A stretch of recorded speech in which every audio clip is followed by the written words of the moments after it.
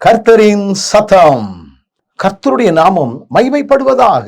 கிறிஸ்துவுக்குள் அன்பானவர்களே, இந்த நாளிலும் கர்த்தரின் சத்தம் ஒன்றை நாம் கேட்போம். எரேமியா தீர்க்கதரிசியின் புஸ்தகம் 2வது அதிகாரம் 2ஆம் வசனம் இப்படி சொல்லுகிறது: நீ போய் எருசலேமின் செவிகள் கேட்கும்படி கூப்பிட்டு சொல்ல வேண்டியது என்னவென்றால், விதைக்கப்படாத தேசமாகிய வனாந்தரத்திலே நீ என்னை பின்பற்றி வந்த உன் இளவயதின் பக்தியையும், நீ வாழ்க்கைப்பட்ட போது உனக்கு இருந்த நேசத்தையும் நினைத்திருக்கிறேன் என்று கர்த்தர் சொல்லுகிறார்.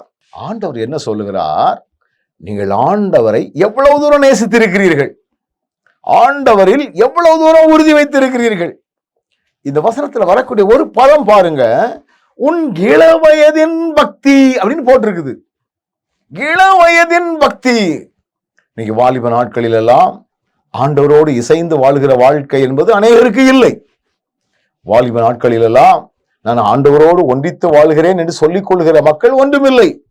உலகம்தான் வாழ்க்கை, உலகத்துக்காக தான் வாழணும், உலகமே எனக்கு முக்கியம், உலகத்துல என்னை பெரியவனா காட்டணும், உலகத்துல 4 பேர் என்னை மதிக்கணும் அப்படிங்கிற எண்ணத்துலதான் வாழ்ந்து கொண்டிருக்கிற வாலிபர்கள் மத்தியில நீங்கள் இள வயதிலேயே தேவனுக்கு பிரியமான காரியங்களை செய்யக்கூடிய ஒருவராக இருப்பீர்களே என்றால், ஆண்டவர் சொல்லுகிறார், உன்னுடைய இள வயதினுடைய பக்தியையும் நீ ஆண்டவருடைய தேசத்தின் மேல் அல்லது ஆண்டவரின் மேல் வைத்திருந்த நேசத்தையும் நினைத்திருக்கிறேன்.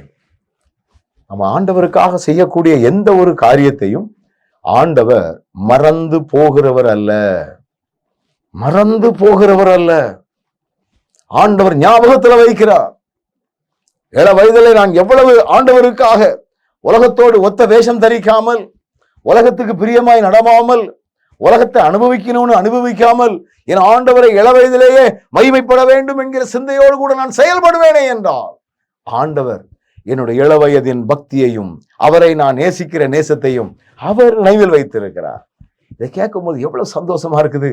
நீங்கள் ஆண்டவருடைய நினைவில் உள்ளீர்கள் என்கிற சிந்தையோடு கூட நம்முடைய வாழ்க்கையை ஓட்டுவோம். நல்ல ஆண்டவரே, உடைய அருமையான வார்த்தைக்காக நன்றி. தொடர்ந்து நாங்கள் இந்த வார்த்தைகளில் நிலைத்திருக்கத்தக்கதான கிருபை தாரும். இயேசுவின் நாமத்தில் ஜெபிக்கிறோம் நல்ல பிதாவே, ஆமென்.